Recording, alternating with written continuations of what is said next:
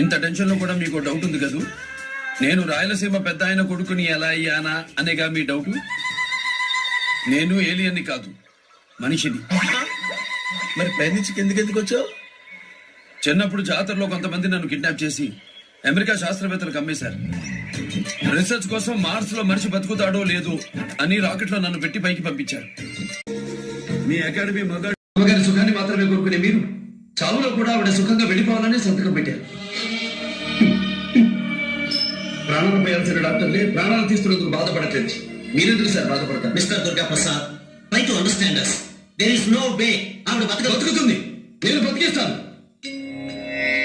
అక్షరాలు నేర్చిన దగ్గర నుంచి నేను అమ్మవారి భక్తుడు. నా తల్లి ఈ తల్లిని బతికిస్తుంది. నా పూజ ఈ అమ్మని బలికిస్తుంది. నా వ్రతం అమ్మగారి మౌనవ్రతాన్ని ఛేదిస్తుంది. ఈ రోజు నుంచి ఏ వైద్యం అవుతుంది? ప్రకృతి వైద్యమే శ్రీరామ రక్ష, ఆత్మరక్ష.